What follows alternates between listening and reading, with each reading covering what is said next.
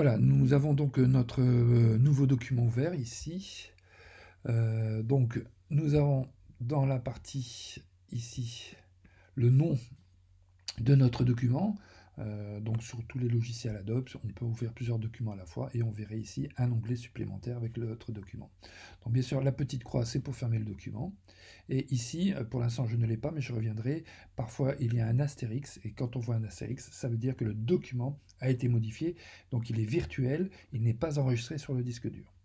Donc, c'est une information. Alors, première chose, ici, tout en haut, à droite, donc moi, j'ai mon prénom. Si on ouvre, on a ici nos espaces de travail, c'est-à-dire l'espace de travail, nos espaces, oui, peuvent être différents. Donc, en principe, vous avez par défaut les indispensables. Donc on voit certaines choses peut-être changer. On peut ici les indispensables classiques. Voilà. Donc on a ici les barres d'outils ou de paramétrage, les petites fenêtres qui peuvent changer. Donc la gestion de ces fenêtres est importante parce que vous devez pouvoir être totalement autonome. Donc on va commencer ici sur la partie droite. Donc on peut regarder qu'on a des regroupements. Hein, si je clique sur page, vous voyez, j'ai calque et lien. Donc ici, j'ai bien un regroupement. Donc ce regroupement doit en principe suivre une certaine logique. Contour, couleur, nuancier, ainsi de suite. Ceci, vous voyez, je peux le réduire, l'ouvrir. Dès que j'ai ce petit flèche, réduction, ici, j'ai autre chose. Donc je peux modifier, petite liste, voilà, changer l'apparence de la fenêtre, de son contenu. Donc nous garderons bien sûr ceci de façon classique. Et en principe alors, voilà. Ok, donc j'ai en haut développé le panneau. Voilà.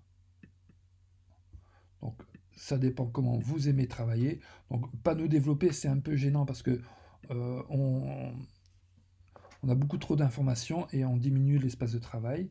Donc moi, personnellement, une fois que vous avez mémorisé, vous pouvez garder comme ceci, ou une fois que vous avez un peu mémorisé, voilà, moi je réduis comme ceci.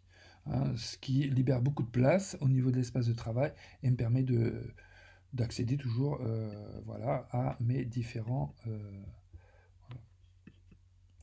Alors, bien sûr, ça, il va falloir personnaliser cet espace. D'accord?